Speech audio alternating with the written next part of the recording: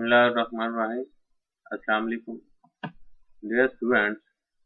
आज हम बात करेंगे सेट के हवाले से इंट्रोडक्शन टू सेट। आपका ये पहला सिलेबस का पहला ये टॉपिक है अलजेब्रा 1 के हवाले से। सेट क्या है? Collection of well defined and distinct objects form a set. गौर करें कि सेट को हमने डिफाइन जब किया है तो इसमें तीन बातें हैं। First one is collection, second one is well defined, and third one is distinct object.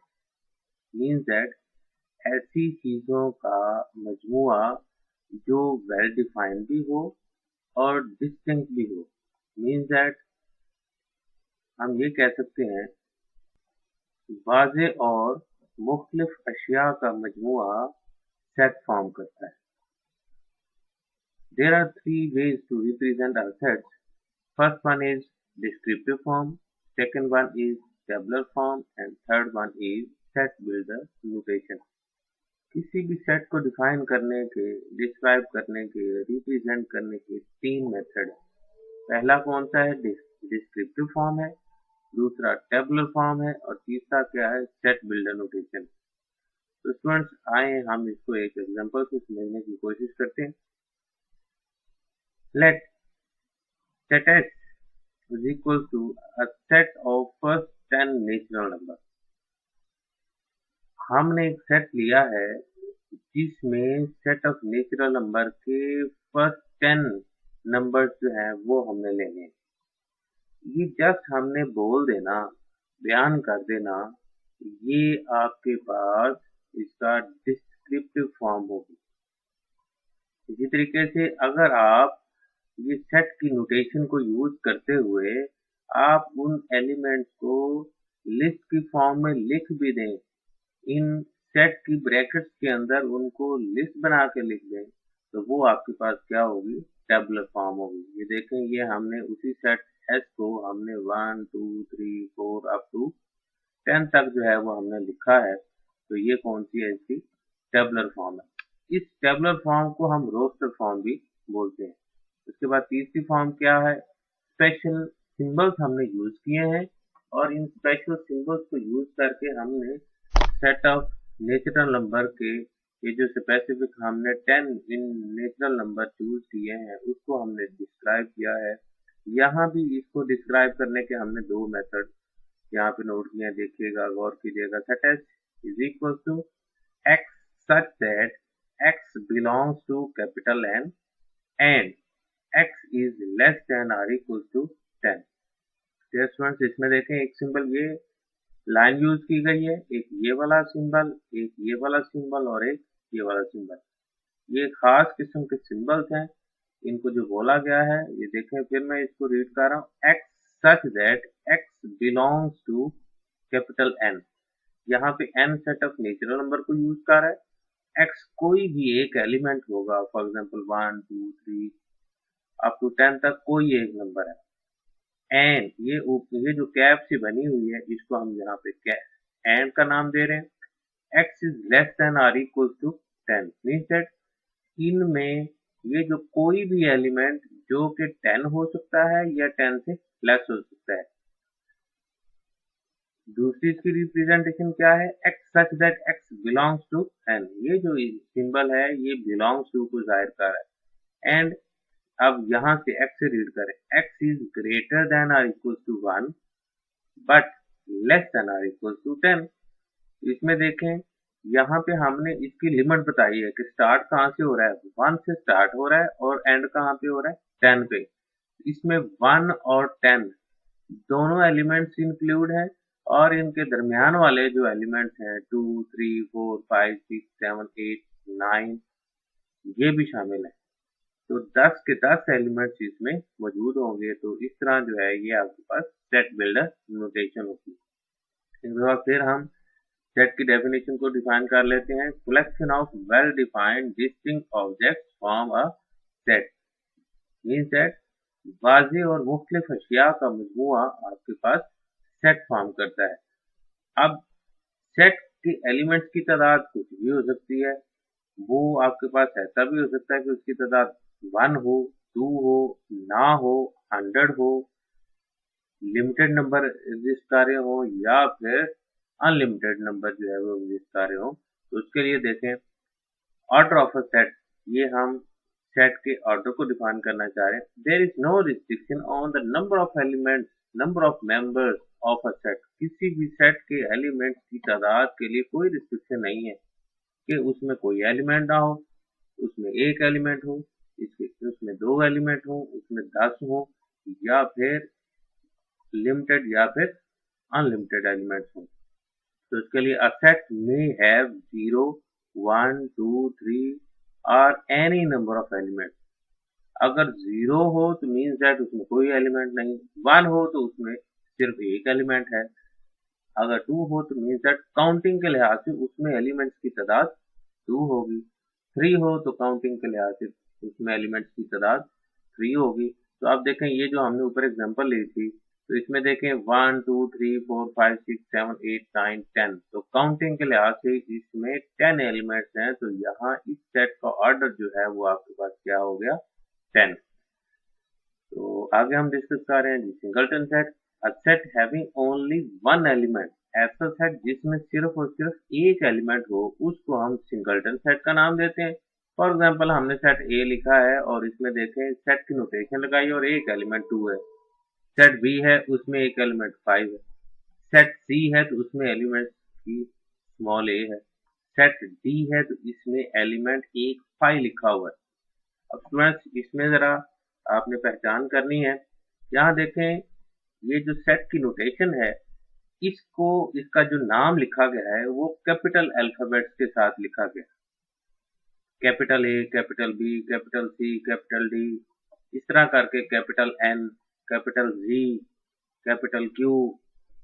तो ये आपके पास कैपिटल एलिमेंट्स जो हैं, कैपिटल अल्फाबेट्स जो हैं वो यूज किए जाते हैं सेट की नोटेशन के लिए या सेट के नेमिंग के लिए, जबकि स्मॉल लेटर्स जो हैं वो यूज किए जाते हैं सेट के एलिमेंट्स के लिए, सेट के मेंबर्स या सेट की एंट्रीज के लिए स्मॉल लेटर्स का इस्तेमाल किया जाता है। जैसे ये हमने सेट सी लिखा है तो कैपिटल सी बाहर लिखा है और स्मॉल ए जो है वो सेट के अंदर बतौर एलिमेंट ट्रीट किया है।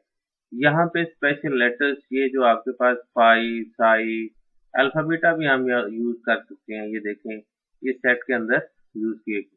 तो ये चारों के चारों ऐसे सेट्स हैं जिसमें सिर्फ और सिर्फ एक एलिमेंट एग्जिस्ट कर रहा है। तो ऐसा सेट जिसमें सिर्फ एक एलिमेंट एग्जिस्ट करेगा उसको हम सिंगलटन सेट का नाम देंगे। ऐसे देखते हैं हम एम्प्टी सेट, वाइड सेट और नल सेट।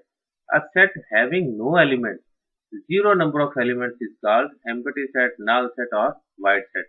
ऐसा सेट जिसमें एलिमेंट की तादाद 0 हो, काउंटिंग के लिहाज से उसमें कोई एलिमेंट ना हो, तो ऐसे सेट को हम वाइड सेट कहते हैं, एम्प्टी सेट कहते हैं या फिर नल सेट कहते हैं। देखें ये ऊपर हमने लिखा था ऑर्डर ऑफ सेट, इसमें हमने 0 भी लिखा था, मीन्स दैट उसमें एलिमेंट्स की तादाद 0 होगी, उसका ऑर्डर आपके पास 0 होगा।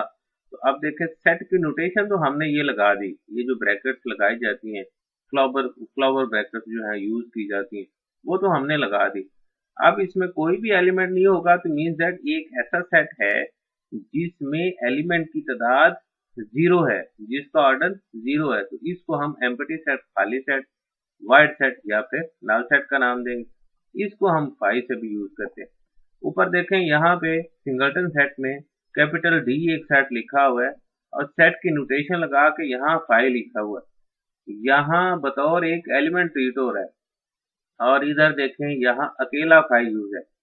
ये आपके पास देखें सेट के अंदर सेट की नोटेशन लगा दी है, ब्रैकेट्स, फ्लावर ब्रैकेट्स यूज करके उसके अंदर 5 लिखा हुआ है और इधर आपके पास अकेला 5 यूज किया गया है। तो डियर स्टूडेंट्स याद रखिएगा एम्प्टी सेट, वाइड सेट के लिए दो मुख्तलिफ किस्म की जो है वो सिंबल्स यूज होती हैं। एक ये वाला, ये हम सेट्स के लिए ये जो ब्रैकेट्स यूज करते हैं इनको खाली रखेंगे, और या फिर आप इस तरह से 5 यूज करेंगे तो ये आपके पास एम्प्टी सेट या फिर वाइड सेट होगा। उसके बाद हम कहते हैं equivalent set. Two sets A and B are equivalent. यहाँ हम कंपैरिजन करें कोई से दो सेट्स लिए, एक ए और दूसरा बी, उनको हम इक्विवेलेंट का नाम दे रहे हैं। इक्विवेलेंट के लिए ये वाला सिंबल यूज करते हैं, A equivalent to B if both sets have same number of elements. अगर सेट ए और सेट बी में एलिमेंट्स की तादाद एक जितनी होगी, मीन्स दैट उनका ऑर्डर एक जितना होगा, तो वो आपके पास इक्विवेलेंट सेट्स होंगे। फॉर एग्जांपल यहाँ पे देखें, सेट ए में हमने लिया है 1 2 3, काउंटिंग के लिहाज से 3 एलिमेंट है। सेट बी हमने लिया स्मॉल ए स्मॉल बी स्मॉल सी, यहाँ भी काउंटिंग के लिहाज से 3 एलिमेंट, दोनों का ऑर्डर एक जैसा है, तो इन दो सेट्स को हम इक्विवेलेंट कहेंगे, ए इक्विवेलेंट टू बी। तो इसी से मुशाबित रखते हुए एक और डेफिनेशन हमारे पास है इक्वल सेट्स की, तो वो क्या है, two sets A and B are equal.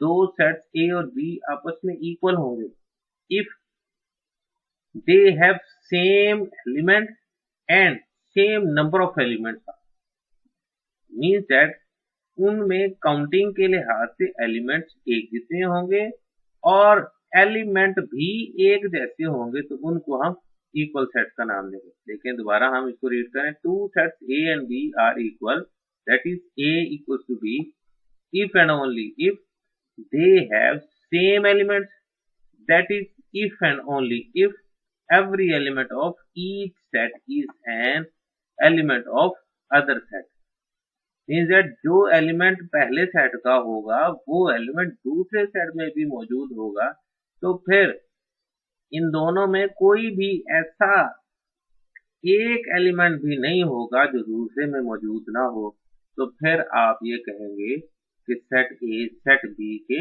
Equal है। तो देखें पहले सेट में 1 है, तो सेट बी में भी 1 है, पोजीशन चेंज है, लेकिन आप ये देखें कि एलिमेंट मौजूद है दूसरे सेट में।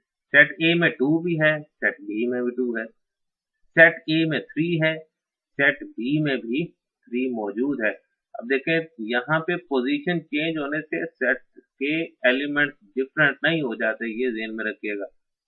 तो ये सेट ए और सेट बी आपस में इक्विवेलेंट भी हैं और इक्वल भी हैं। इससे मुराद जो सेट आपस में इक्वल होंगे वो इक्विवेलेंट भी होते हैं, लेकिन जो सेट आपस में इक्विवेलेंट होते हैं कुछ जरूरी नहीं है वो आपस में इक्वल भी हो। देखिए जैसे ऊपर हमने एग्जांपल लिया, सेट ए इधर 1 2 3 और set B A B C. यहाँ देखिए काउंटिंग के लिहाज से दोनों में एक जितने एलिमेंट हैं, इधर भी 3 है और इधर भी 3 है, लेकिन ये एलिमेंट्स हैं डिफरेंट, यहाँ 1 2 3 है और इधर ए बी सी है, तो डिफरेंट एलिमेंट है। ये कंडीशन इक्विवेलेंट की कंडीशन।